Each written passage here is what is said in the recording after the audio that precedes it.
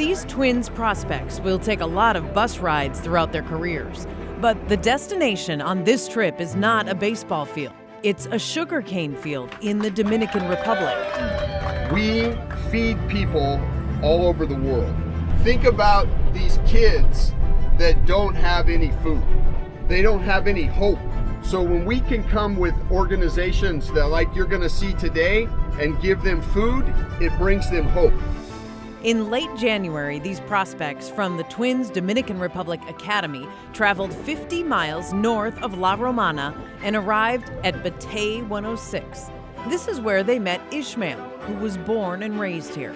The life is hard to live it. It's hard to get out from here because it's a system where Haitian people live. No health, no money, no food. When somebody say Batey, it's like where the poorest people live in the Dominican Republic. Batey 106 is home to about 60 Haitian families who work long hours in the sugarcane fields. Money is scarce here, and so is food. That's why this trip was so important to these prospects, and they didn't arrive empty-handed. These players were ready to work, serving Manapack rice meals from Feed My Starving Children. But to understand why this food is so significant, you have to also understand where it came from. Last September, Target Field was transformed from a ballpark into a bustling workshop.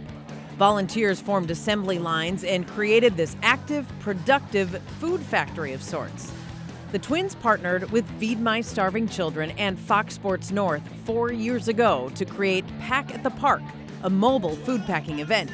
Volunteers scooped up this vitamin and mineral fortified rice meal specifically designed for malnourished children.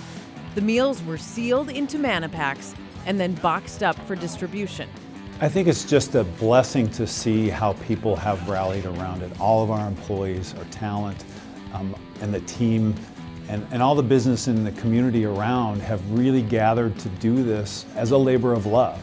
This year's Pack at the Park event produced more than 1 million hand-packed meals in 2 days. Some of those meals were earmarked for a specific location, Batey 106. When the players arrived at Batey 106, they were greeted with a hero's welcome. This food is life-saving and life-changing for the people in this village. And having these players be a witness to something this significant is exactly what the Twins set out to do. What we hope to accomplish with getting them started here with community service is that it becomes a habit for them. It becomes something that drives them and motivates them. In order for players to graduate from the Twins Academy, they are required to participate in a certain number of community service events. Working with Feed My Starving Children helps to fulfill that. We see the Twins' investment in the Dominican Republic, and they're not just investing in players to come play baseball. They're investing in players' lives. The academy and the education and all the character development that the Twins is doing is nothing short of miraculous. Players served a meal to the families in Batey 106, toured their village, and even sang a song together. Dios es amor.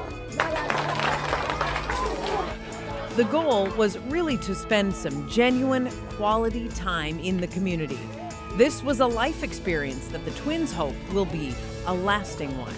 We want this to be something that isn't foreign to them when they reach the U.S. We want them to have already been ingrained in community service related experience so that we can have that be part of their future going forward. I think for someone to be able to experience that aspect, it's life-changing. It's one thing to go and pack the meals. It's another thing completely to be on the other end of it, to see it delivered and the impact that it makes. I was overjoyed to see these young men engaging. They were right there asking questions and joyfully feeding these kids. They also gave them hugs and high fives and everything else, so what a great day. An unforgettable day for everyone involved. Ishmael knows that firsthand. What I want them to know is the small thing that they're doing is the small thing that's gonna change the world. So you don't wanna do like a big team to change the world. So people in a small place doing the small things is those people who really gonna change the world.